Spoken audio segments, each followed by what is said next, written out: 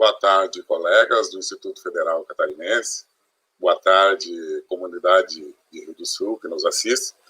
Vamos dar início, nessa tarde, à continuidade dos trabalhos da 21ª Feira do Conhecimento Científico e Tecnológico do IFC Campus Rio do Sul. Convido a todos a acompanharem a apresentação dos trabalhos pelo Facebook e pelo YouTube, onde vocês poderão postar questionamentos, comentários e as perguntas relativas aos trabalhos apresentados. Ressalto ainda que no final das apresentações, todos os vídeos ficarão disponíveis no site do IFC no YouTube. Então, já de imediato, vou dar rapidamente a dinâmica das apresentações. Então, primeiramente, eu faço a chamada do título. Em seguida, é disponibilizado o vídeo aqui na tela, para que todos tenham acesso, e possam acompanhar a apresentação. Finalizando, a gente terá a presença dos apresentadores, juntamente com seus orientadores aqui no estúdio, para a complementação das informações e para receberem e responderem as perguntas que forem postadas no chat do YouTube e do Facebook. Posteriormente, será dado um tempo para os comentários finais por parte dos autores dos trabalhos. Então, já de imediato, chamo o primeiro trabalho, orientado pelo professor João Célio Araújo, com o título Análise da eficácia do manejo da irrigação da cultura da cebola, Allium cepa, por meio do uso de tensiômetros. A apresentação será pelo acadêmico Marcos Lismeia.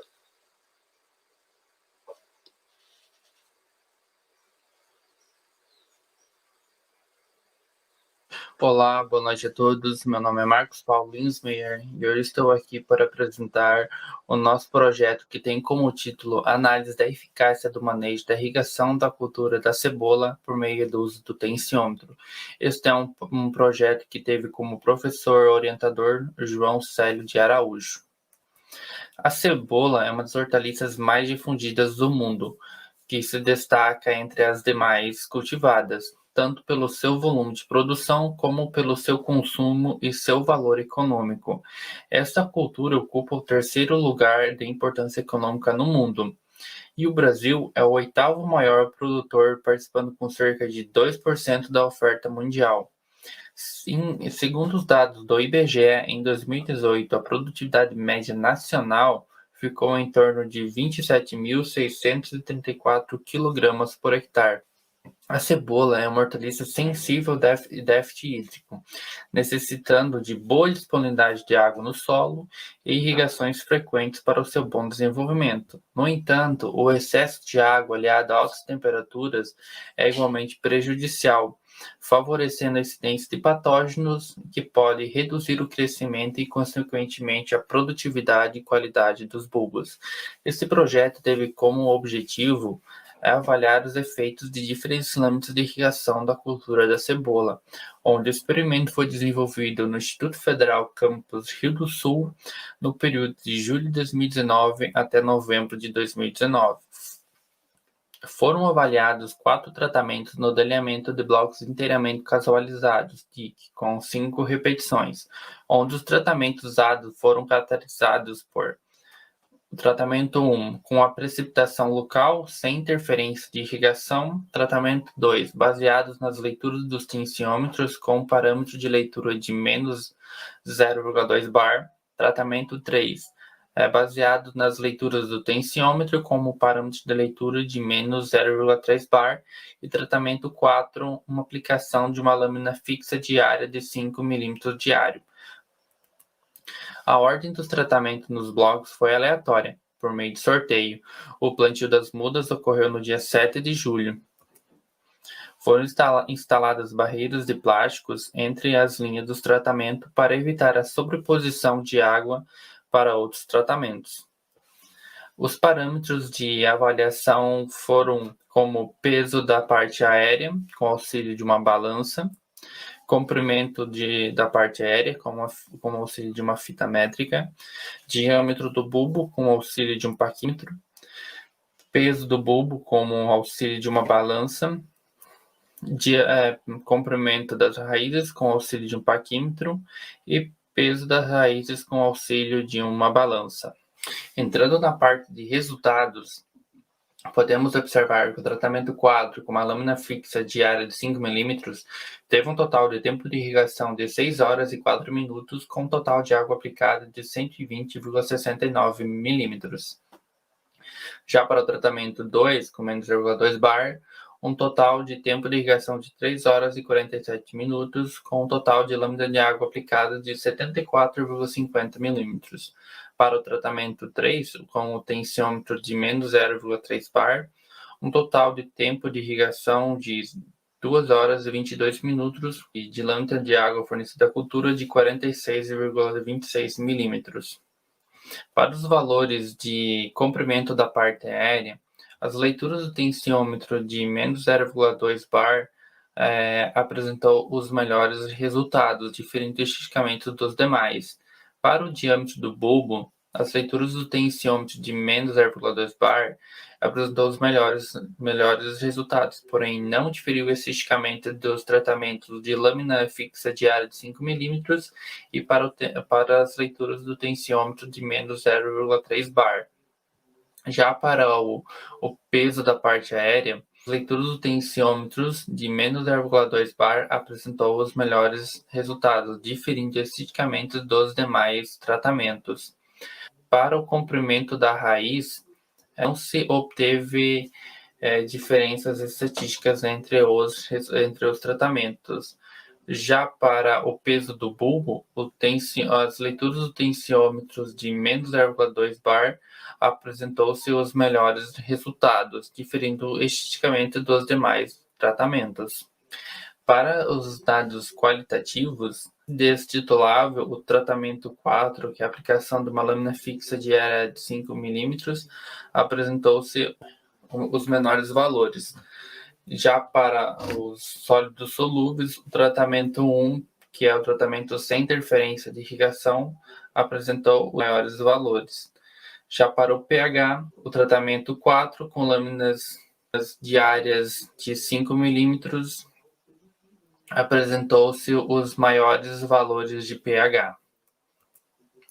Chegando na parte de conclusão, o tratamento com a lâmina fixa foi o tratamento que apresentou o maior tempo de irrigação, com 6 horas e 4 minutos, com um total de 120,69 milímetros de água aplicada, onde a irrigação pelo método empírico ocasionou uma maior mão de obra do irrigante e desperdício de água, pois a produtividade do mesmo apresentou os menores valores. A utilização do tensiômetro proporcionou economias de água e tempo de aplicação, onde o tratamento de menos 0,2 bar apresentou uma economia de 69% de água aplicada em relação ao método empírico de lâmina fixa diária de 5 mm e proporcionou a maior produtividade, com cerca de 79,160 kg por hectare. Para as características de sólido solúvel, verificou interações entre os fatores de tensão de água no solo e tratamentos. Logo, o maior conteúdo de sólido solúvel foi observado no tratamento 1, que é o tratamento de sem interferência de irrigação. Para a obtenção de maiores produtividades, deve-se irrigar no momento em que a tensão de água no solo estiver em torno de menos 0,2 bar. Olá, boa tarde a todos. Eu sou... Já retornamos. Então, vamos ter em seguida aí o orientador e o acadêmico. Já de imediato a gente saúda a intenção, né, de contribuir com essa discussão, né? A questão da água é uma das questões muito importantes hoje, né? Vivemos no mundo uma crise de água e onde a agricultura é um dos maiores usuários de água. Então, o ajuste no uso correto da água é um fator muito importante e que abrilhanta cada vez mais o trabalho de vocês, né? Parabéns pela dedicação e pela escolha do objeto de estudo. Então, agora vocês terão um tempo para complementar aí as informações do vídeo, né, e depois a gente abre para os questionamentos. Pode ficar à vontade, Marcos. Pode. Bem, então, boa tarde a todos, né? Então, esse foi o nosso trabalho que realizamos, né, no ano passado, e foi muito importante, né, ter em base essa pesquisa, né, contribuiu muito para os estudos, e ressalta a importância da irrigação, né, que hoje, normalmente, os agricultores produtores rurais não usam essa ferramenta tão simples, que é um método de determinar a tensão de água no solo, a umidade do solo, né, para estar disponibilizando uma água na lâmina de água correta, né, que faz muito bem para a cultura, né. A gente sabe que excessos de água causam reações no solo, lixiviação de nutrientes, entre outros, né. Então, a utilização de um tensiômetro ou outra fórmula de determinação de umidade é muito importante, né, que visa essa diminuição de perdas de água. Exatamente, como o professor Paulo comentou, né, cerca de 70% do uso da água, né, no nosso país é ligado à agropecuária, né. Então, tem aqui algumas questões surgindo, né? O professor Leonardo, ele pergunta por que a escolha da lâmina de 5 milímetros? Bem, a gente escolheu esta lâmina, na verdade, até ultrapassando, às vezes, um pouco essa, a gente tenta simular como que um produtor normal fazia na prática, né? Um produtor sem muitos conhecimentos na área de irrigação, ele normalmente não irriga, né? Ele fornece, desbanja água à cultura, né? Então, a gente tentou mais ou menos simular essa lâmina fixa diária de 5 milímetros todo dia, ou a cada segundo dia, para tentar simular como um produtor faz no seu dia a dia. Outra questão aqui chega pela FETEC, né, IFC. É comum na região esse uso em excesso de água na irrigação? É bastante comum na nossa região. É uma região que não se tem muitos, não é muito forte a irrigação ainda, se concentra bastante ali na parte de Tuporanga, ali tem bastante pelos cebolicultores, né, que utilizam essa ferramenta, mas não é comum, mas é menos comum ainda se ter algum sensor de umidade no solo que faz essas leituras, né, então normalmente é feito pelo método empírico, né, onde é simplesmente molhado, sem muita base em leituras, né, então é bem comum que ocorra o excesso de água. Outra questão, só se perde água ou tem mais fatores que interferem? Em questão de... bem, imagino que deve ter outros fatores, como evapotranspiração, entre outros, né? Posso ajudar o Marcos? Além da água, né, que é um fator aí preponderante, a gente pode associar aí outros fatores, como para você fornecer essa água para a planta, né, existe aí envolvimento de mão de obra, né, existe a questão da energia para deslocar essa água da fonte até a planta, né, então quando você trabalha com excesso, tá, além do fator água, todos esses outros envolvidos na situação. E a gente pode ver no trabalho que mesmo aplicando mais água, isso não é uma garantia de maior produtividade. Então, você acaba excedendo no uso da água, excedendo na energia, perdendo mão de obra e ainda produzindo menos, às vezes até causando doenças nas plantas, né? Não sei se me permite, eu até teria um a mais, que seria, apesar de ainda não estar em vigor aqui na nossa região, mas a lei das águas, né, ela prevê a cobrança pelo uso da água. Então, ou seja, quanto maior o volume consumido, maior o custo de produção desses agricultores. Então, com certeza, isso daqui a uns 10 anos, talvez, um pouco mais, já esteja implementada a tarifação pelo uso da água aqui na região. Então, mais um quesito de importância para o trabalho de vocês. Parabéns. Obrigado. Obrigado.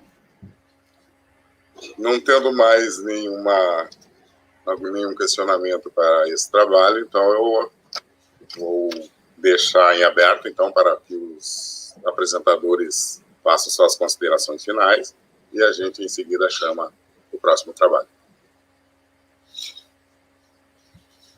Eu queria agradecer, né? Foi uma satisfação orientar o Marcos aí, né? Muito dedicado e desenvolveu todo o trabalho com bastante eficiência. É um trabalho que requeria, né, muita dedicação, né, devido a irrigações frequentes, cada parcela daquela irrigada de forma diferente, então controle quase que diário, depois o acompanhamento, né?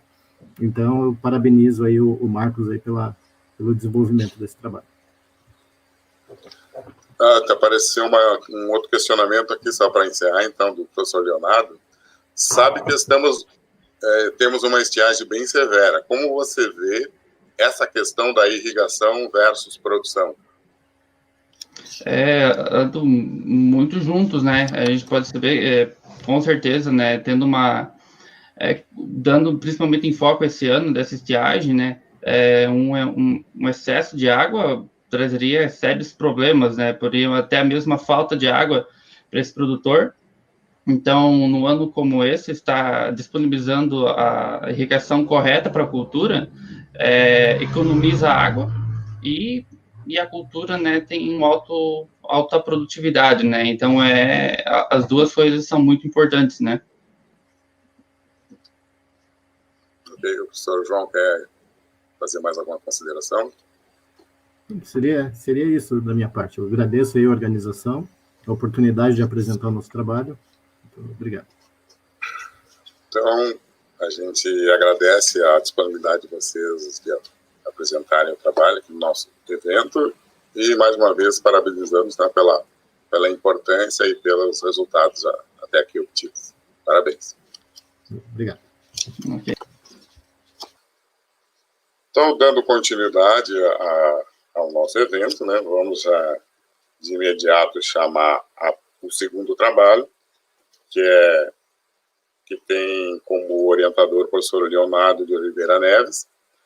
O trabalho se intitula Associação entre fatores climáticos e o uso de diferentes tipos de iscas atrativas na dinâmica populacional de moscas das frutas, Diptera tephrididae, em pomares instalados no campus IFC Rio do Sul.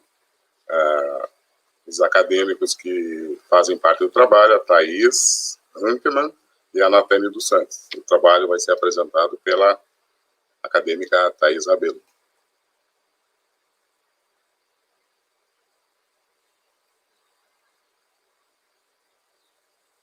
Olá, meu nome é Thaís Rabelo Hinkemann e eu vou estar comentando um pouco mais sobre o trabalho que eu vou estar apresentando na MICT desse ano. Então, o trabalho é a associação entre fatores climáticos e o uso de diferentes tipos de iscas atrativas na dinâmica populacional de moscas das frutas Diptera tetraphyide em pomares instalados no campus IFC Rio do Sul. Então, o trabalho, ele visa relacionar a qualidade do fruto, uma boa aparência no fruto e diminuição dos danos que ele pode causar com o ataque do mosco das frutas. As moscas das frutas têm uma grande dispersão no ambiente, ela consegue se adaptar muito bem em novos hospedeiros, então esse ataque ele é grande em relação às regiões de clima tropical a temperado. Então, o controle de mosca das frutas é realizado por pulverização de inseticidas. Porém, essas pulverizações vão causar riscos à saúde humana e ao meio ambiente. Então, eu estou trazendo uma alternativa mais viável e fácil para aquisição de substituição aí de alguns métodos que são realizados, que já são realizados no controle. Então, eu vou estar tentando relacionar também os fatores meteorológicos em relação à flutuação populacional das moscas das frutas. Esses elementos meteorológicos são temperatura, umidade relativa e precipitação pluviométrica. Então, a realização desse monitoramento, ela se dá para melhorar aí a definição das épocas que se tem o maior desenvolvimento dessas moscas, que seriam, né, uma maior probabilidade de infestação. Então, o objetivo do trabalho vai ser levantar uma dinâmica populacional em relação aos fatores climáticos, como a temperatura, precipitação e legislativa no campus do IFC.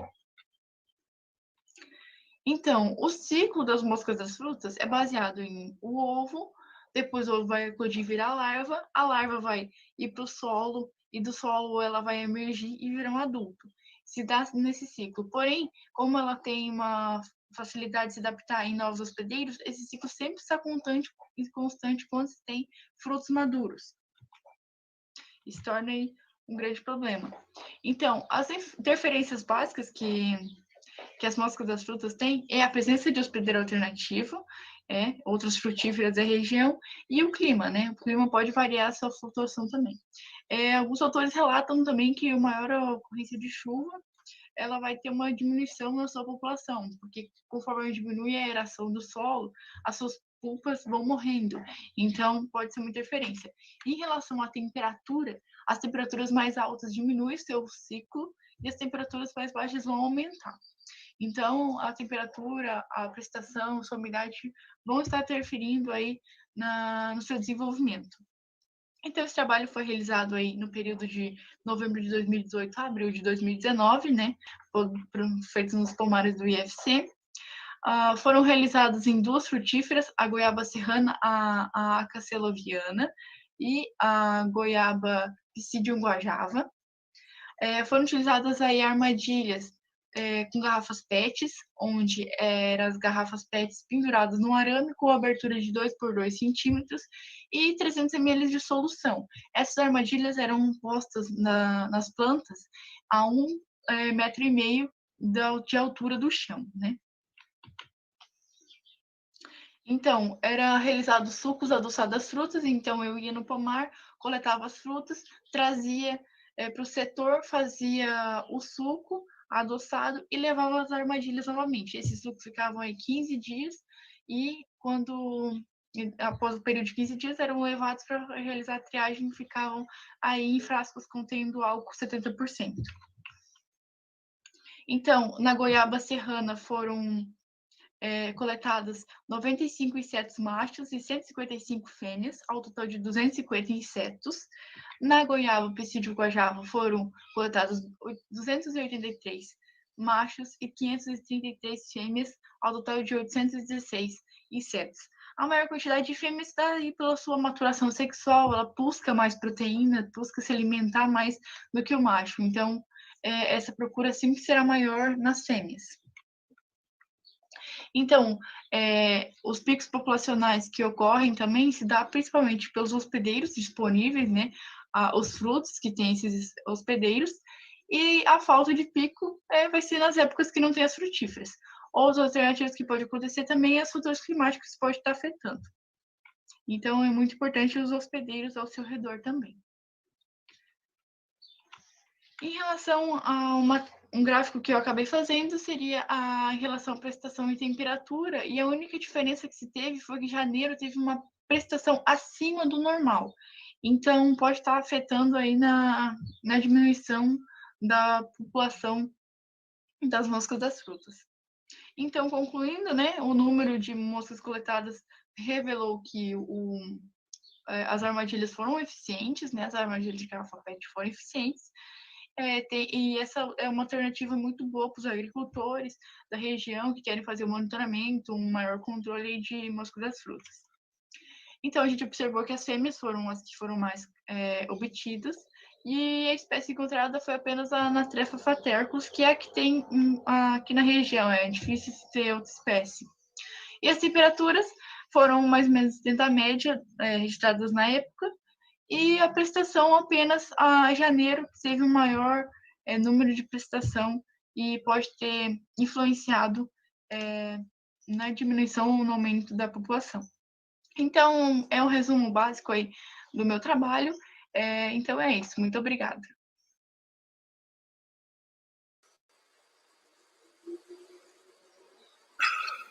Então, retornando ao estúdio, né, vamos aguardar a chegada aí da apresentadora e do seu orientador. Vocês têm agora uns minutinhos, então, para complementar as apresentações, a apresentação do vídeo, e depois a gente abre para os questionamentos. Então, eu queria agradecer aí a presença de todos que estão assistindo. Complementar que eu utilizei esse trabalho como meu trabalho de conclusão de curso também, né? Acredito que foi de grande valia aí, em relação a toda a leitura, a escrita para realizar esse trabalho, e também o método que a gente utilizou lá no campo, né? É um trabalho muito importante, eu acredito, aí para os agricultores também, é uma forma de monitoramento mais fácil, né? Mais barata e eficiente, então acredito aí que dá para melhorar muito esse trabalho ainda, e é muito importante aqui na região. E falando ainda, boa tarde a todos, e falando ainda que esse projeto está nesse novo ano, uma sequência, então a gente vai repetir novamente o trabalho para confrontar com os resultados, né? E durante todo o ano de essa próxima safra, agora esse próximo verão, a gente também vai fazer análise das armadilhas, né? Com a ajuda da Thais, ela vai continuar colaborando com o nosso grupo, né? O grupo que é formado pela Thais, é formado pela Thais, eu digo que é formado pela Thais, pela Natane, pela professora Flávia, agora tem o discente Patrick, a Laiana, a assistente Laiana, né? E a Tiffany, que está nos ajudando nesse projeto agora, nessa nova fase, que é a busca de novos resultados. Ok, então já chegam alguns parabéns, né, professor João Célio, pelo trabalho. Uma questão aqui, o que você mudaria na metodologia do trabalho que poderia interferir nos resultados? Então, eu utilizaria, então, as armadilhas e contabilizar elas em decorrente ao tempo exato. Por exemplo, se eu botei 15 dias, eu vou contabilizar aqueles dias e marcar, por exemplo, os fatores climáticos. Então, relacionando ali os dias exatos que eu botei as armadilhas em relação à precipitação, à temperatura, para saber melhor se tem uma influência maior aí em relação a uma maior precipitação ou maior temperatura, né? Ou ao contrário, no caso. Então, a gente fez um levantamento da safra, no caso, e jogou os dados. Então, o que eu mudaria era pegar os dados com os períodos certinho, com a quantidade de mosca coletada. Uma outra questão que chegou aqui, da Neila. Por que essas duas goiabeiras? Então, a goiaba comum, né, que a gente conhece, a maior praga dela é a mosca das frutas, né? E a goiaba serrana, então, é a que tinha com a gente lá na agroecologia, né?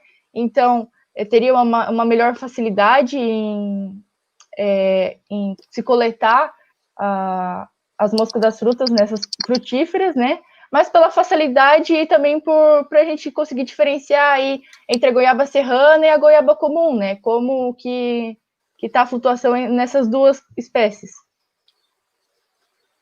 Uma outra pergunta aqui do professor Fabrício.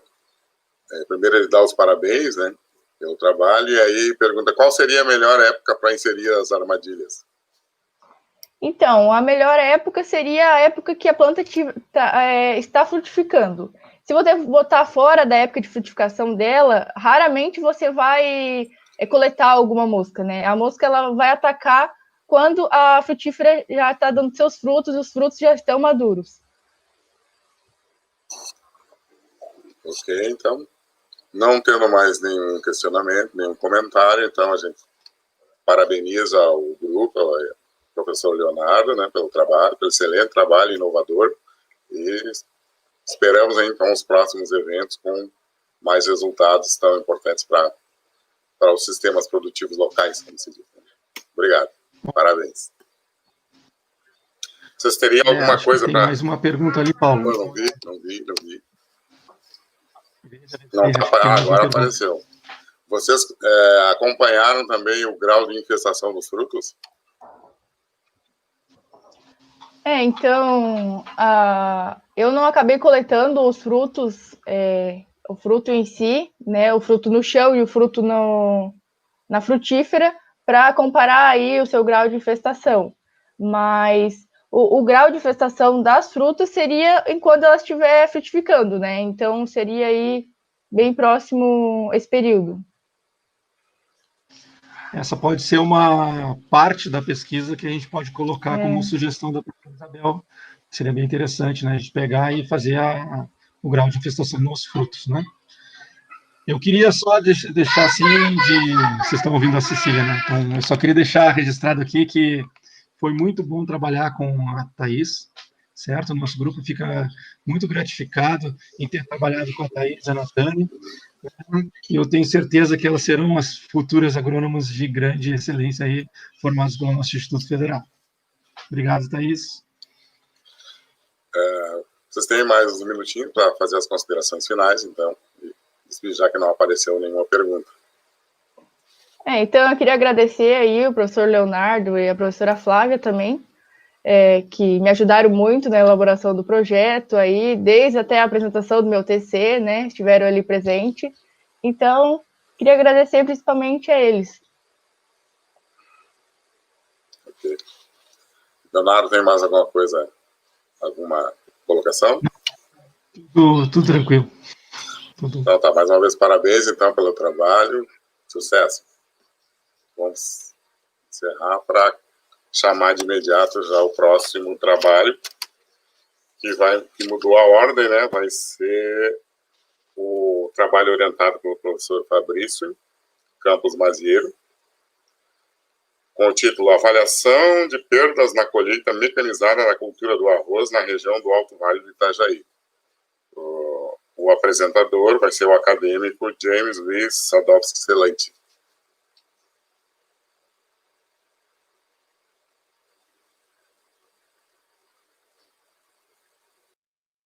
Olá, boa tarde a todos.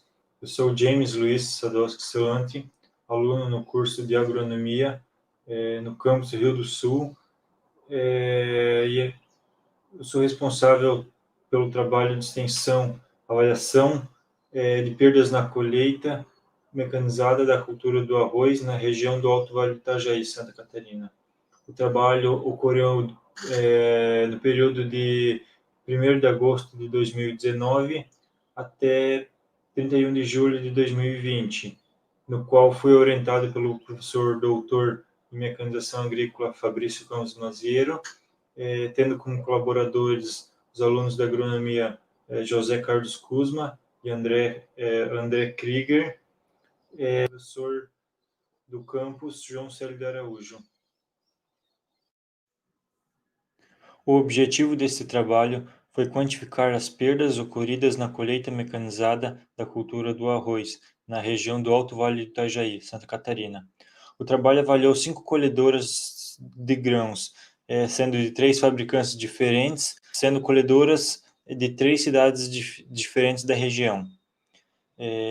A coleta de dados ocorreu em 2 pontos distintos da colhedora, sendo perdas na plataforma de corte, no qual foi utilizado 10 canos de espessura de 100 milímetros e material PVC. Esses canos foram cortados com tamanho de 1 metro de comprimento cada um, e cortados ao meio e fechados nas laterais. Já na lavoura, inicialmente era escolhido um ponto representativo da lavoura, no qual o arroz ainda não havia sido colhido. Em seguida, esses 10 canos eram alocados no chão e distribuídos na distância correspondente ao tamanho da plataforma de corte da colhedora. Quando a colhedora chegava no local que estavam os canos de PVC, o operador da colhedora era orientado a andar somente da forma a passar por cima dos canos, e não atingindo os canos com os pneus da colhedora. Posteriormente, erguer a plataforma de corte, desligá-la e andar com a marcha ré por 5 metros. Em seguida, era recolhido os canos e nós colocávamos o material coletado em uma sacola plástica, posteriormente continuando a colheita. Tal procedimento sendo realizado 3 vezes para a mesma colhedora. Já nas perdas dos mecanismos internos, que seria o outro ponto de coleta da colhedora, foi utilizada uma caixa de madeira com dimensões de 0,55 metros de largura, 1,6 metros de comprimento e 0,15 metros de altura. Inicialmente era feita a medição da extremidade lateral da plataforma de corte até a parte interna dos rodados traseiros e dianteiros. Em seguida era escolhido um ponto representativo da lavoura, no qual ainda não havia sido colhido o arroz. E, posteriormente, era utilizado o resultado da medição descrito anteriormente para alocar a caixa de madeira, no qual esta ficava exatamente entre os rodados da colhedora, e esta não passava com os pneus por cima da caixa, pois estava entre eixos. Posteriormente, a colhedora passava colhendo normalmente no local onde estava a caixa de madeira, e o espalhador de palha jogava a palha dentro da caixa. Assim, posteriormente era recolhida essa caixa e o material era ensacado. Após a coleta de dados, o material era levado ao campus e retirado as impurezas que estavam junto com os grãos de arroz, e realizado a pesagem somente dos grãos. Esse procedimento sendo realizado 3 vezes, no qual totalizando 6 repetições, 3 para a plataforma de corte, 3 para os mecanismos internos. Quanto aos resultados obtidos, na plataforma de corte, o melhor resultado foi na colhedora número 5, no qual ela apresentou perdas de apenas 80,6 kg por hectare de arroz.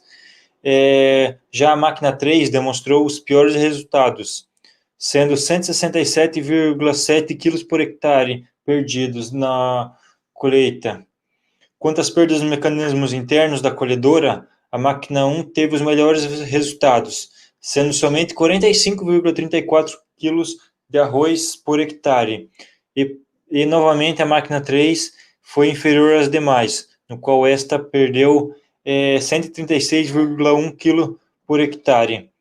Em relação às perdas totais, no qual as perdas ocorridas na plataforma de corte e nos mecanismos internos, a colhedora número 3 teve pior valor, sendo 303,8 kg por hectare de arroz perdido. Em contrapartida, a colhedora 5 teve os menores valores de perdas, sendo 203,75 kg de arroz perdidos por hectare. Seria isso. Agradeço a paciência e compreensão de todos.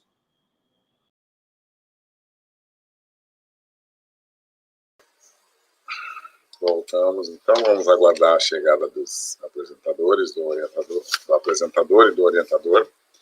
Vocês têm alguns minutos, então, para fazer a complementação das informações constantes no vídeo. Depois a gente abre para os questionamentos. Posso começar, Fabrício? Boa tarde a todos aí. Pode sim, James. Está contigo a palavra. Olá, boa tarde a todos. Então, pensando na parte de formação acadêmica, esse trabalho contribuiu imensamente para o meu conhecimento, porque a gente precisava ir até o agricultor, dialogar com ele e explicar o trabalho e coletar os dados enquanto ele estava trabalhando. Então, não era fácil de você, digamos assim, encontrar um agricultor disponibilizado a fornecer os equipamentos deles, que fornecia os equipamentos, pois a etapa de colheita ela precisa ser realizada no menor tempo possível, e não que o trabalho ele atrasasse a colheita, mas os agricultores tinham um certo receio de que a gente iria atrasar o trabalho deles, mas não acontecia. Então esse diálogo com os agricultores era muito bom, né? Já que a gente estava na lavoura junto com eles. Fabrício, quer colocar mais alguma coisa? Eu gostaria de relatar que o nosso projeto aí foi um projeto de extensão, né, uma prestação de serviços à comunidade em relação a perdas na colheita do arroz, né? Então, uma das principais culturas aí do Alto Vale do Itajaí. E no final, então, desse levantamento de dados, né, era fornecido aos produtores ali avaliados um relatório, né, de perdas na colheita, então, para que eles pudessem estar analisando futuramente essas informações e corrigindo, né, as regulagens aplicadas na máquina para tentar reduzir essas perdas. O James, né, teve uma boa desenvoltura aí durante o trabalho, né, ele é bem detalhista, então as coletas ali foram realizadas, né, com grande responsabilidade, né, no campo, e bem criterioso, assim, parabéns.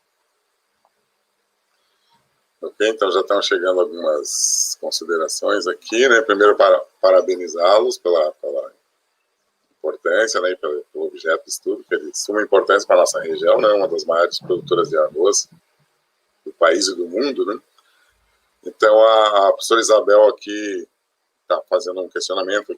O arroz foi escolhido por algum motivo especial? Né? Ou seja, qual foi o critério para escolher a lavoura de arroz como objeto de estudo? Então, o arroz foi escolhido pelo motivo que você comentou, professor Paulo. Ele é uma das culturas mais trabalhadas e mais importantes aqui da nossa região. E pelo emprego, pela grande área de arroz que temos na região, pela importância e também, principalmente, porque nas outras culturas já tem bastante trabalho. Você encontra diversos trabalhos na internet sobre outras culturas, quanto arroz, trigo, milho. Não, arroz não, desculpa, eu falei arroz. Já o arroz, você procura na internet e tem pouquíssimos trabalhos. Então, os dados são bem escassos. Então, esse trabalho buscou também contribuir com resultados dessa cultura, na questão de perdas na colheita. E só complementando também, o arroz é uma cultura, digamos, que para a máquina é difícil de colher, né? E também para obter esses dados de colheita também não é fácil. Então foi adaptado, né, uma metodologia, utilizando aí aqueles canos recortados, né, em PVC. Então foi adaptada essa tecnologia, essa metodologia da Embrapa, né, para, enfim, conseguir coletar esses dados. Mais uma questão que chegou aqui da FETEC, Campos Rio do Sul. Considerando que as máquinas eram desses agricultores, perceberam que houve realmente interesse dos mesmos em saber o resultado?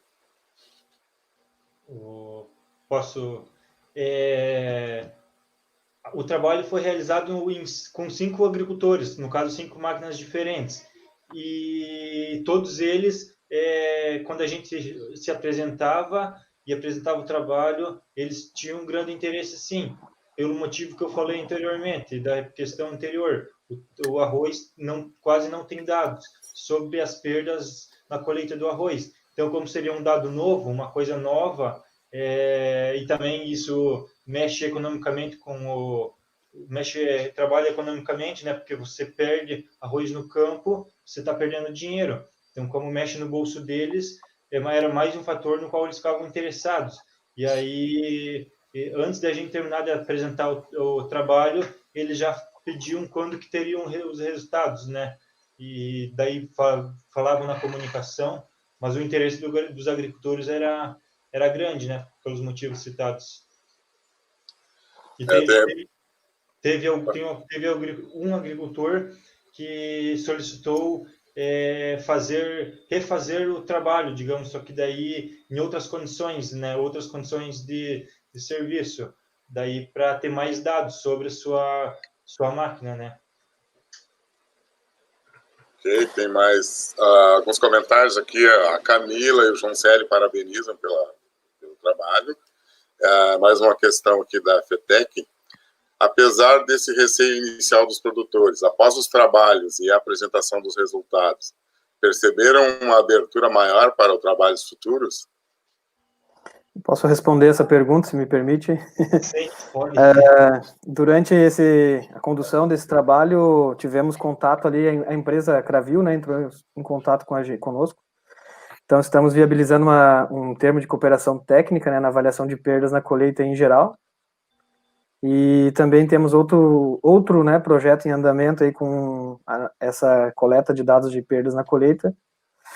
E muitos desses produtores que foram avaliados no ano passado, eles estão entrando em contato com a gente para reavaliar novamente.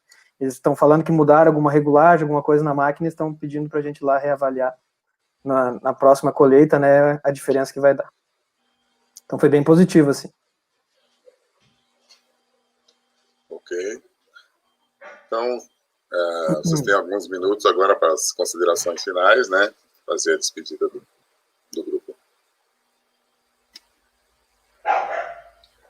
Gostaria de salientar, então... Dando os parabéns pelo trabalho.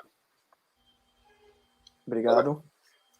Salientar, então, a importância, né, da instituição aqui no Alto Vale. Então, um tripé, né, do ensino, pesquisa e extensão, que dá grande visualização do nosso campus, né, e das nossas atividades aqui para a comunidade em geral. Então, abre-se muitas portas, né, através da extensão, tá?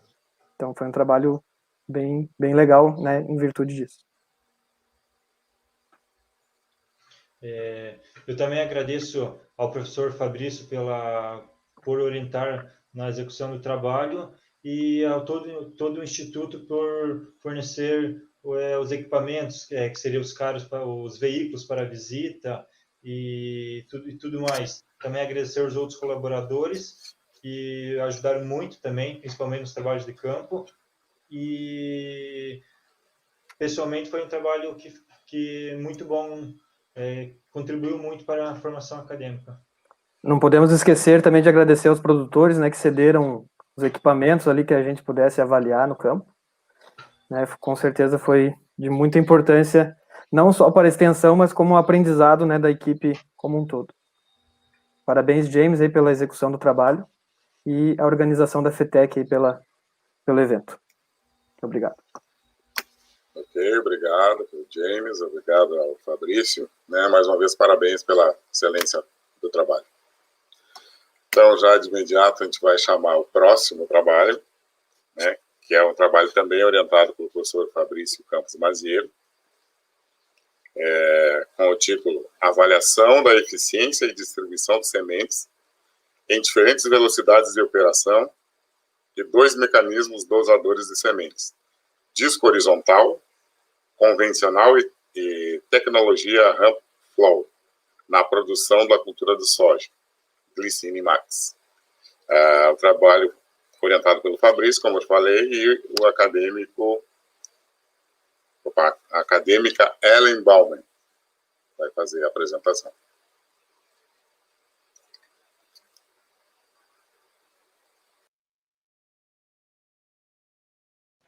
Olá, meu nome é Ellen Bauman e eu vou estar apresentando sobre a avaliação da eficiência e distribuição de sementes em diferentes velocidades de operação e 2 mecanismos dosadores de sementes, que é o disco horizontal convencional e o disco Ramp Flow, na produção da cultura da soja. Então, como participantes desse trabalho, teve eu, Ellen Bauman, Milena Cristina Cives e Leonardo Lébico, e o professor orientador Fabrício Campos Mazieiro. Esse projeto foi realizado no curso de agronomia pelo IFC Campus Rio do Sul. Então, como introdução desse trabalho, a plantabilidade ele é um tema que está bastante em alta entre os agricultores hoje, pois envolve critérios de distribuição uniforme de sementes, que isso influi diretamente na produtividade. Então, essa plantabilidade ele visa evitar falhas e duplos e ter uma maior quantidade de espaçamentos aceitáveis, que isso vai ocasionar uma melhor produtividade final da cultura.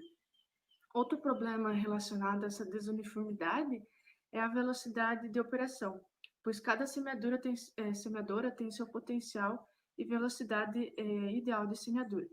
Então, uma alternativa para visar esse melhor rendimento operacional é a tecnologia Ramp Flow, que se caracteriza por ser um disco de inovação das ondulações na rampa dos furos, que vai potencializar um melhor deslize das sementes.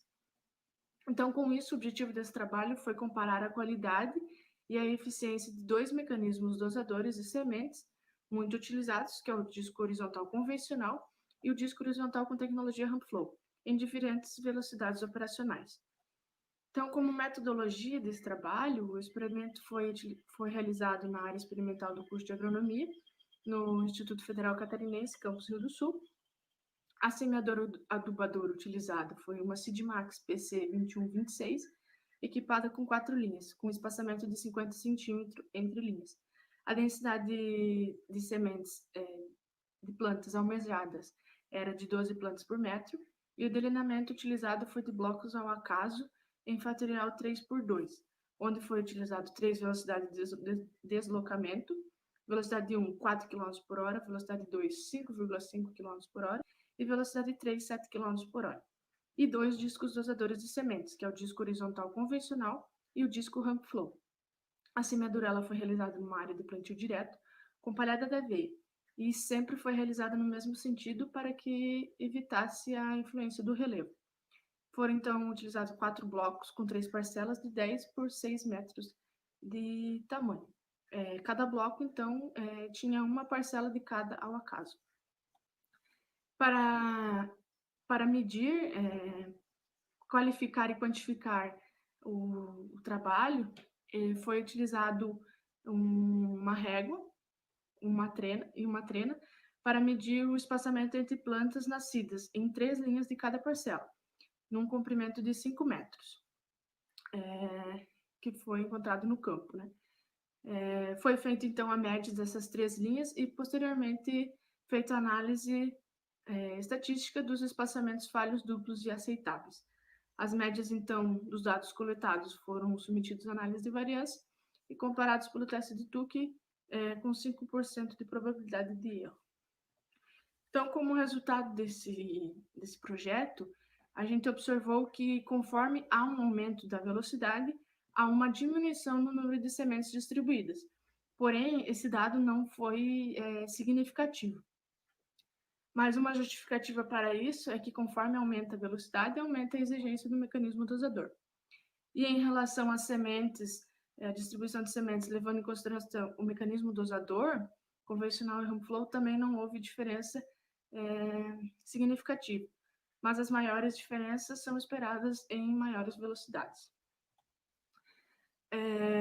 Já a análise para os índices falhos duplos e aceitáveis, tanto para o mecanismo dosador como para as diferentes velocidades, não apresentou diferença significativa também. Porém, a gente pode notar nos dados que a velocidade 1 de 4 km por hora, ela apresentou uma melhor uniformidade de semeadura. E também, no desdobramento da análise de variância, a gente vê que, conforme há um aumento da velocidade de semeadura, diminui o número de espaçamentos aceitáveis. E a diferença é significativa para o mecanismo dosador disco horizontal convencional, que quanto menor a velocidade de semeadura, maior é o número de espaçamentos aceitáveis. Já em relação ao disco Ramp Flow, a diferença significativa não ocorre. Pode-se concluir, então, que se trata de um melhor mecanismo de distribuição em maiores velocidades de semeaduras. Então, como conclusão desse trabalho, como eu já disse, conforme aumenta a velocidade de semeadura, diminui o número de espaçamentos aceitáveis. E o disco com tecnologia Ramp Flow foi o que melhor se destacou em maiores velocidades de semeadura. É isso, então, o meu trabalho, meu projeto. Muito obrigado pela atenção. Olá, boa noite a todos. Meu nome é Marcos Paulo Linsmeyer e eu estou aqui para... Retornando, então, vamos aguardar aí a chegarem no estúdio o Fabrício e a Ellen. Então, sejam bem-vindos novamente. Então, vocês têm um tempinho aí para complementar, né, as informações do vídeo. Pode começar pela Ellen ou pelo Fabrício, vocês querem. O grupo aqui define. Então, boa tarde a todos. Primeiramente, queria agradecer a presença de todos, né? Que só assim a gente consegue levar adiante os dados, né, e o conhecimento obtido com esse projeto. Também queria dizer da importância da realização desse projeto, né, para a minha formação acadêmica, desde o início, a implantação, a escrita, as leituras, tudo. E também queria ressaltar a importância da plantabilidade hoje para os produtores, né? Que com uma distribuição uniforme das sementes na linha, ele vai proporcionar maior produtividade final para os produtores, porque na distribuição inicial das sementes, ele vai ficar difícil de se recuperar depois no decorrer da cultura.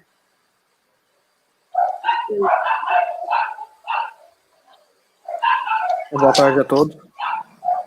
Também gostaria de complementar, né, que poucos trabalhos são encontrados, né, quando se fala em novas tecnologias, comprovando a eficiência, né, destas tecnologias. Então, o objetivo do trabalho foi avaliar, né, o uso desse disco Ramp Flow versus o convencional, né, na semeadura da soja.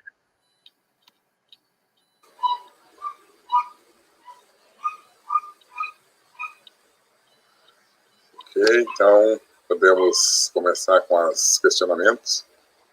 A professora Isabel pergunta: qual a implicação da distribuição uniforme das sementes na lavoura? Então, com a tecnologia Ramp Flow, né, se diminui o número de espaçamentos duplos. Com isso, vai diminuir a propensão ao acamamento, que vai proporcionar uma melhor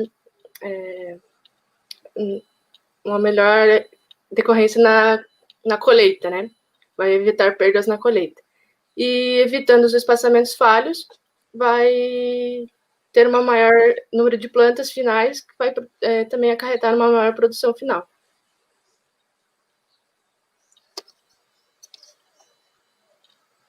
Temos uma outra questão aqui. Em que pontos o disco Ramp Flow foi superior ao convencional? Nas maiores velocidades de semeadura, onde o disco convencional ele é mais indicado, então, para menores velocidades. E o disco Ramp Flow, apesar das diferenças não serem significativas no projeto, mas, então, em comparação ao convencional, ele saiu melhor em maiores velocidades de semeadura. Gostaria de frisar também que a gente utilizou o teste de Tukey, né? Mas a gente rodou outras análises, né, mais sensíveis, e mesmo assim continuou, né, não evidenciando diferenças significativas, né, entre os tratamentos. A professora Isabel pergunta: houve alguma dificuldade na execução do trabalho? Assim, no decorrer, não. O problema foi que a gente tinha previsto, né, para realizar a coleta dos dados de produtividade, e daí, em função da pandemia ali, que era bem no início, bem recente, bem quando a gente precisava realizar a colheita, a gente não conseguiu. Então, faltou a realização dessa coleta de dados. Nos demais, foi tudo certo. A gente obteve a produtividade média da área, né, que daí necessitava de menos pessoas juntas, né, foi em torno de 30 sacos por hectare a nossa área ali de soja. Mas realmente, o dado final seria a produtividade, né, por tratamento, a gente não obteve. Mas lembrando que era um ensaio de semeadura, então o resultado principal, né, do experimento foi obtido. Era o número de espaçamentos aceitáveis, falhos e múltiplos, né, deste trabalho. Outra coisa que eu gostaria de salientar é que a Ellen continua bolsista aí na mecanização, e ela tem um próximo desafio aí, que é avaliar uma outra tecnologia de semeadura, que é a tecnologia Titanium, né? Então vai comparar a tecnologia Titanium na cultura do milho, né, versus também o convencional. Tem uma outra questão aqui do Instituto Federal Catarinense, que é a seguinte: os agricultores, no geral, têm acesso a essa tecnologia? Ou seja, o custo é alto? Sim, a maioria tem acesso, sim, mas muitos nem sabem o porquê estão usando, né? Eles não têm uma recomendação bem certa. E o custo não é tão elevado assim, não. Então, fica bem acessível para os produtores. E se ele souber mesmo o quão mais viável e vai melhorar na produção, eles vão usar cada vez mais. Então, não tendo mais nenhum questionamento ao grupo, então a gente deixa ao Fabrício e a Ellen um espaço para fazer suas considerações finais. Eu gostaria de parabenizar a bolsista, né, a Ellen, pelo desempenho ali na execução do trabalho, né? Sempre muito perfeccionista nos detalhes, né? E foi uma lavoura bem conduzida. Então, parabéns, né, pela por esse ano que passou e agora novos desafios aí pela frente. Obrigada. Também queria agradecer ao professor Fabrício pela toda a orientação e disponibilidade sempre em tirar as dúvidas, né? Também agradecer ao IFC pela disponibilidade do campus, né, e das máquinas para a realização do projeto, e a todos os outros acadêmicos que estiverem envolvidos, né, na implantação do projeto. Okay, então, mais uma vez, parabéns ao trabalho de vocês, que continuem aí nessa empreitada aí com muito sucesso. Parabéns. Obrigado. Então, retornando, dando continuidade aos nossos trabalhos, né? Vamos então ao nosso último trabalho dessa sessão temática, né? Que é um trabalho orientado pelo professor Rafael da Rosa Couto, com o título Atributos Físicos e Químicos do Solo e Produtividade do Milho em Diferentes Sistemas de Sucessão de Culturas.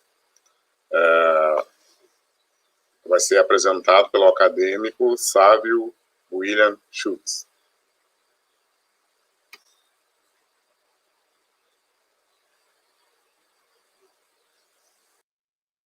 Deste vídeo, apresentar um trabalho pelo Instituto Federal Catarinense, Campos de Rio do Sul, curso de agronomia, estudante da 7ª fase de agronomia, orientador, professor Rafael Couto. O título do trabalho é Atributos Físicos e Químicos do Solo e Produtividade do Milho em Diferentes Sistemas de Sucessão de Culturas. Bom, o que seria isso? O objetivo desse trabalho, então, é avaliar diferentes plantas de cobertura em cima da física, química e produtividade do milho e, respectivamente, do solo. Nesse ponto, a nossa relevância de um trabalho como esse seria aumentar a lucratividade pro produtor, juntamente com o apego ambiental de melhorar as condições de solo e, assim, consequentemente, trabalhar num ambiente mais sustentável. Como é que a gente trabalhou nesse projeto, então? A gente trabalhou colocando plantas de cobertura no inverno, sendo 4 tratamentos, um tratamento que fica em pousio, um apenas com aveia, um com trigo e um com consórcio entre aveia e nabo forrageiro. Então, a gente fez 4 tratamentos, 4 repetições, e a gente fez avaliações de produtividade e de solo. Porém, essas avaliações de solo vão requerer um maior tempo. Então, é um projeto de mais longo prazo. A gente está no primeiro ano do projeto. Então, é um início, tem uma coleta de dados inicial primeiro. Como a nossa área ela já estava com mais de 10 anos apenas sendo cultivado milho, então, inicialmente no projeto, a cultura de verão implantada foi a soja. A gente resolveu colocar a soja para dar uma quebrada naquele longo ciclo que a gente tinha milho, então trabalhamos um ano com soja, e esse ano agora a gente vai trabalhar com o milho, para então entrar realmente de fato no objetivo do trabalho, que é a avaliação na cultura do milho. Com relação ao solo, é um solo de textura mais pesada, com na camada inicial 50% de argila e um pouquinho mais profundo, chegando aos 60% aproximadamente, matéria orgânica de 3%, fósforo 66 mg por decímetro cúbico, potássio 139. Então, é um solo bem nutrido, é bem adubado, no caso. Foram realizadas as coletas de análise de 0 a 10 e 10 a 20, para manter ali frações do solo para avaliar depois como é que as plantas vão atuar nessas 2 camadas de solo, né? Além da questão química, que vai ser comparado mais ao decorrer do projeto, A gente fez coletas iniciais de porosidade do solo, amostras endorformadas coletadas em anéis, saturadas, então analisado porosidade total, macro e micro. Ali foram obtidos valores próximos a 60% de porosidade total, 44% em microporosidade e de 13 a 17 em macroporosidade. Essas coletas também foram feitas em 3 camadas, de 0 a 5, 5 a 10 e 10 a 20, para também observar como as raízes dessas plantas vão atuar.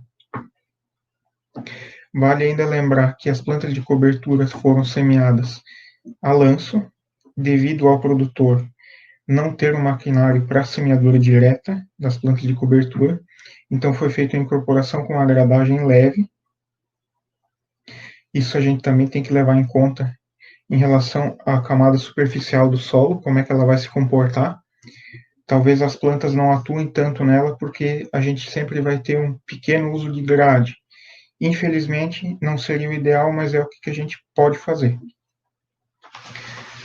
Outro ponto que foi feito foi a resistência mecânica à penetração, que também foi avaliada, já que a gente não vai mexer nesse solo com subsolador ou arado, para ver se ocorre uma compactação ou não. Então foram coletados dados iniciais, onde o solo não estava compactado. Como o tempo é breve, além disso foi avaliado a relação de produtividade da soja, que não diferiu dentro dos 4 tratamentos citados acima. A cultivar de soja plantada foi a Zeus, e a média de produtividade ficou entre os 2.700 quilos por hectare, devido à grande seca que a gente teve nesse ano. Então, lavouras produziram muito menos do que o normal. Como único dado já possível comparação, a gente teve a produção de massa seca, onde o trigo, a aveia e a aveia com nabo, no caso, plantas cultivadas, tiveram uma maior incorporação de massa verde dentro do sistema de plantio, massa seca, dentro do sistema de plantio. Ou seja, a gente tem a importância, então, de colocar plantas de cobertura para aumentar a incorporação de matéria orgânica. Sendo assim, eu encerro a apresentação dizendo que é um trabalho que está no começo, que mais dados vão ser coletados. Esse ano a gente já tem plantas de cobertura novamente na área para ser avaliadas e posteriormente fazer a avaliação das plantas de milho. Desde já agradeço e fico à disposição. Obrigado.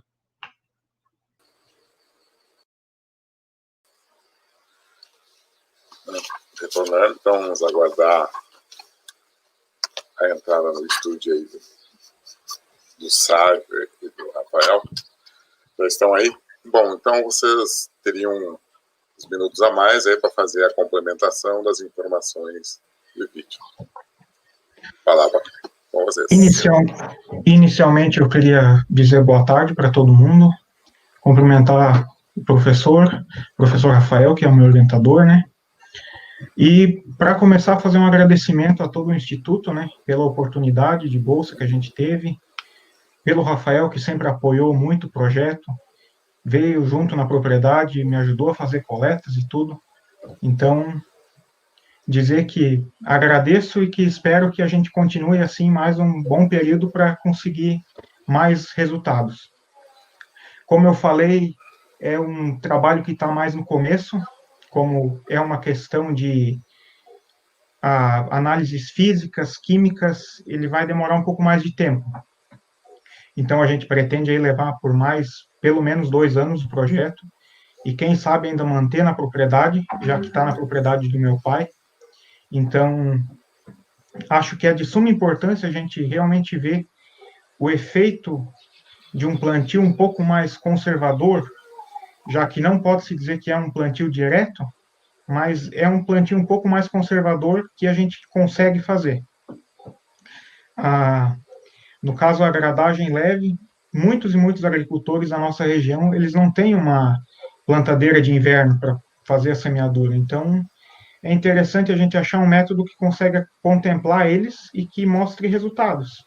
Por isso, a gente busca esse ponto de fazer uma incorporação de sementes com a gradagem leve, para ver realmente se essas plantas de cobertura vão atuar nas camadas um pouco mais profundas do solo ou não.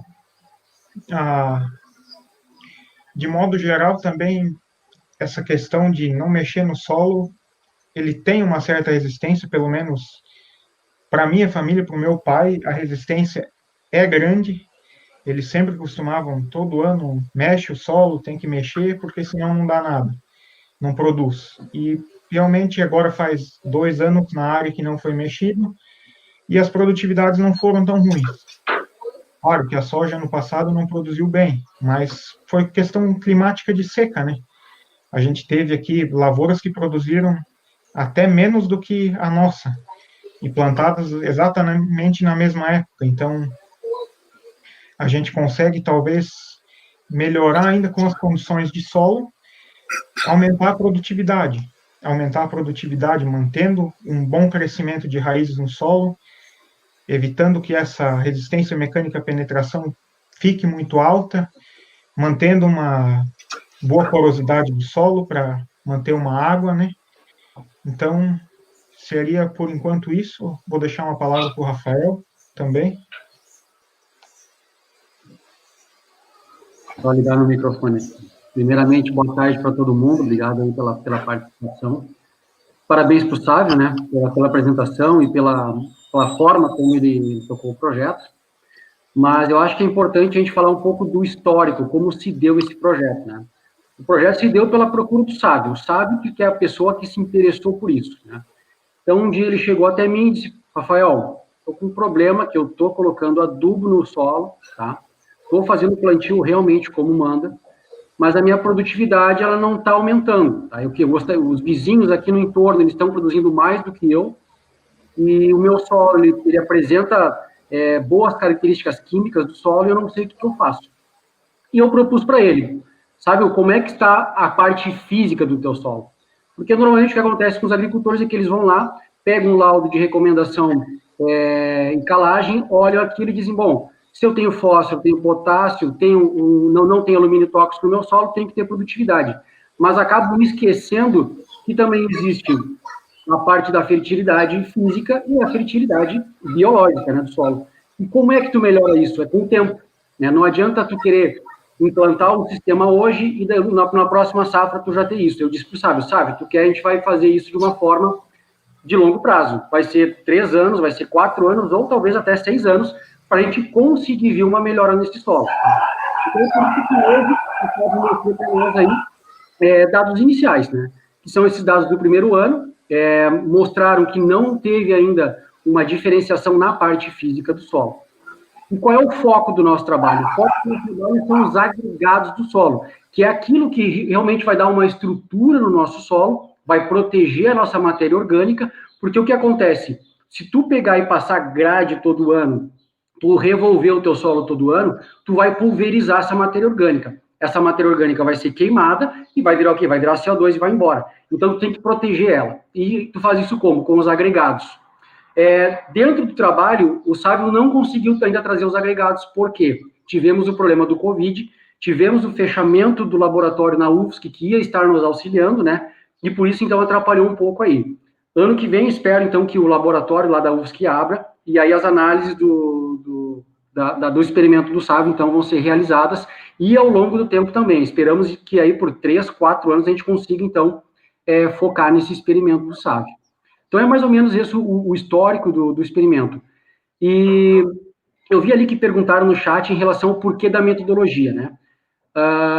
Nós estamos tendo o auxílio do laboratório da UFSC, né? Junto com o professor Arcângelo Loss, que trabalha com a parte da física do solo, e é uma metodologia amplamente usada no mundo, tá? Então, a ideia é que, no final, esses dados do Sávio virem um artigo, né? Então, os artigos, de forma no mundo inteiro, utilizam essas metodologias para depois ter um comparativo, né? Não só em relação aos tratamentos que o Sávio usa, mas também em solos de outras regiões que a gente possa, então, mostrar quais foram os efeitos que ocorreram nesse local. Além disso, como o experimento está na área ainda, agora eu fiz a coleta de massa seca novamente para o próximo ano, que a gente vai plantar agora. aí eu consegui observar nitidamente um solo com a palhada fica muito melhor do que um solo que não tem palhada. Então, até eu não cheguei a conversar com o Rafael ainda, mas eu tenho a ideia agora de até ampliar o projeto um pouco e tentar incorporar mais uma variável que seria o revolvimento como a gente sempre fazia. Passar o subsolador numa área, fazer uma parcela nas pontas desse experimento que a gente tem montado o quadro. Então, a gente realmente vê se eu tenho diferença onde eu vou ter um pousio, uma aveia, um trigo, um consórcio com nabo e aveia, e também onde eu vou ter um revolvimento desse solo, onde eu vou subsolar e gradear. Como é que vai estar esse solo? Eu posso até fazer uma avaliação posteriormente, além disso, de temperatura e umidade em alguns momentos, que, pelo que eu consigo observar hoje no solo, onde eu vou ter aquela palhada, é um solo que vai ficar muito mais úmido do que onde é que eu vou fazer um revolvimento.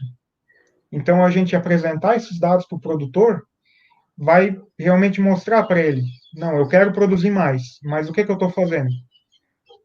Eu não estou colocando água, eu não estou dando condição para a raiz crescer. Eu estou deixando a água chove, lava por cima do solo e não infiltra, ele chivia. Isso não está certo, a gente tem que trabalhar certo em todos os aspectos, não é só quimicamente, é fisicamente. E a professora Isabel até comentou alguma coisa biológica. A questão de avaliação é alguma coisa discutível, mas uma questão visual que eu consigo visualizar na área. Hoje, se eu pegar uma faquinha e lá abrir um pouco o solo para ver como está, a chance de eu achar uma minhoca, de eu conseguir achar uma minhoca, é muito maior do que quando eu tinha o solo que o meu pai revolvia todo ano, passava o subsolador. Então, obviamente, é todo um condicionamento ambiental daquele solo que vai ficar melhor. Eu vou ter um condicionamento melhor em todos os fatores, que vai, posteriormente, aumentar a minha produtividade. Respondendo um pouco melhor, também complementando, né, o que o Sábio falou, a pergunta da Isabel, se seria possível avaliar fatores biológicos, sim, tanto da mesofauna quanto principalmente da microfauna, né? Porque, como eu falei anteriormente, a questão dos agregados, tu tem uma proteção da matéria orgânica. Normalmente, o que a gente tem observado com a parte microbiológica do solo, quanto tem esses agregados do solo em maior quantidade, no caso, os macroagregados, que tu tem que ter aí uma proporção entre macroagregados e microagregados, tu tem uma proteção dessa matéria orgânica. Se tu pulveriza ela, os micro-organismos vão atacar ela, né? Então, tu vai ter um pico de produção de CO2, que quando tu mede, então, esse ataque microbiológico, né? E aí tu consegue distinguir um solo do outro, né? Isso seria um dos exemplos. Em relação de mesofauna, até o Sábio já falou, que tem, por exemplo, a questão das minhocas. Tu vai encontrar uma maior quantidade de minhocas e inclusive de insetos, né? Que vão estar deteriorando a palhada que está sobre o solo. Enfim, tu tem uma maior quantidade de biologia nesse solo. Isso é possível de avaliar.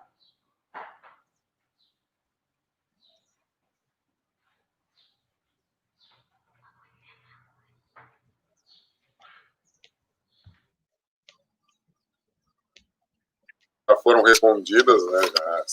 O grupo já se antecipou e respondeu as perguntas no decorrer da fala. Acho que não faria sentido repeti-la, né? Então, só chamar a atenção assim, de vários comentários aqui que surgiram sobre a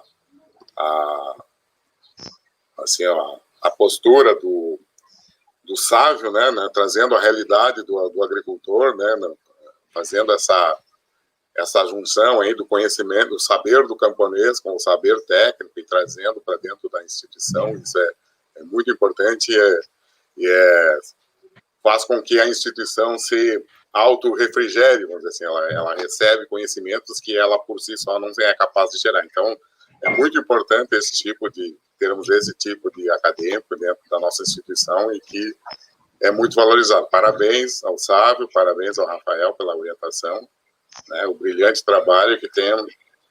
Espero que tenham sucesso aí nas próximas edições, né, na continuidade dos estudos. Parabéns mais uma vez. Obrigado.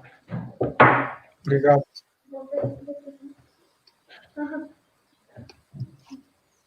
Pode fazer. Deixo, então, a palavra em aberto aí para o grupo, se quiser fazer as considerações finais, e a gente encerra. Então, novamente, só agradecer o Instituto, o professor Rafael, e dizer que a gente espera estar ano que vem aqui, no próximo, de novo, trazendo mais resultados e conseguindo mostrar como que a área mudou, se foi positivamente, se não foi, para realmente trazer alguma coisa que a gente possa mostrar para o produtor, né? Como positivo ou negativo, do manejo que a gente está fazendo.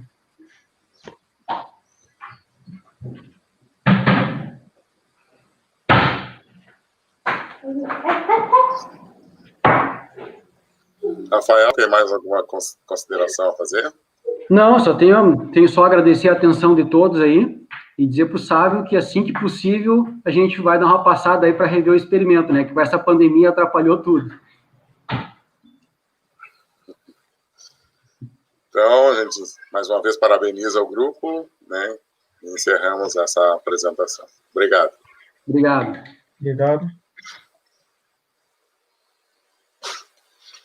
Bom, então, com esse trabalho, nós encerramos essa tarde de atividade da nossa sessão temática número 8, né? Ligada ao curso de bacharelado em agronomia. E já de antemão convidamos a todos que nos assistem, né, para as 19 horas, a continuidade dos trabalhos da 21ª Feira de Conhecimento Científico e Tecnológico do Instituto Federal Catarinense, Campus Rio do Sul, com a sessão temática ligada aos cursos de licenciatura. E amanhã, né, o encerramento e a premiação dos trabalhos. Os trabalhos começam a partir das 13h30. Tenham todos um bom final de tarde. Obrigado pela presença, né, pelo prestígio, e até os próximos eventos.